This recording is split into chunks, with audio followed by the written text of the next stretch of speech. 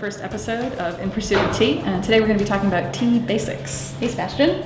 Great to be here. Good, good. Yeah, we're here at Rosan Jin in Tribeca, and a fantastic restaurant that I just ate at last night, so I recommend it.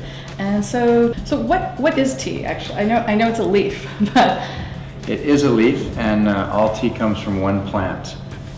So think like wine. All tea comes from one plant that's called the Camellia sinensis plant. Camellia, related to camellia plants, the little ornamental shrubs that people have. Wow. What does it look? Is it a tree or a shrub or a plant? It's an evergreen shrub. It is usually kept plucked to picking height, so it's in here, but left alone it could grow up 30 feet. Where I was just in southern China, in the jungles there where the tea plant originates from.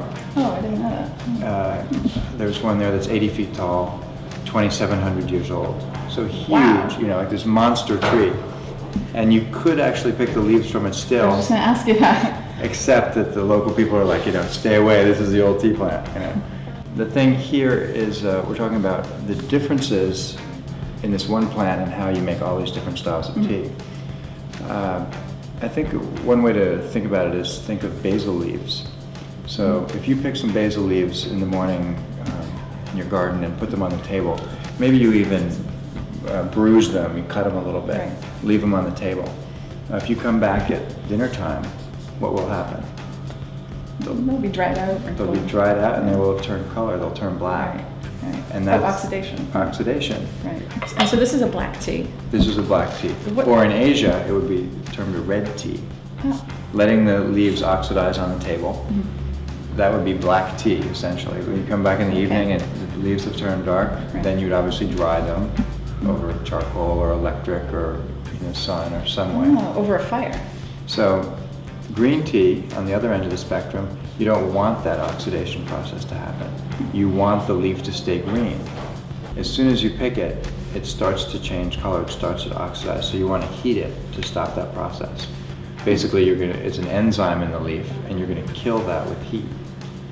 So the Japanese often steam their teas, and the Chinese often pan fire them. And that's basically thrown in like a wok. A dry heat? Yeah, oh, like a dry wok. Pick some fresh leaves, almost like not like a rhododendron, but something smaller, about this long. Throw the leaves in, move them around, you're just scalding them. Oolong. Oolong, since you asked, oolong tea is the next category that we're talking about. And oolong tea is partially oxidized. We talked about green tea being not oxidized at all, and black tea, or red tea as it's known in Asia, is being fully oxidized. So if you put those basil leaves that we were talking about earlier on the table, and you came back at lunchtime, they would have turned brown. Some of the edges of the leaves would have changed. Right, it wouldn't have completely changed. So if you then apply heat at that point, you'll stop the process.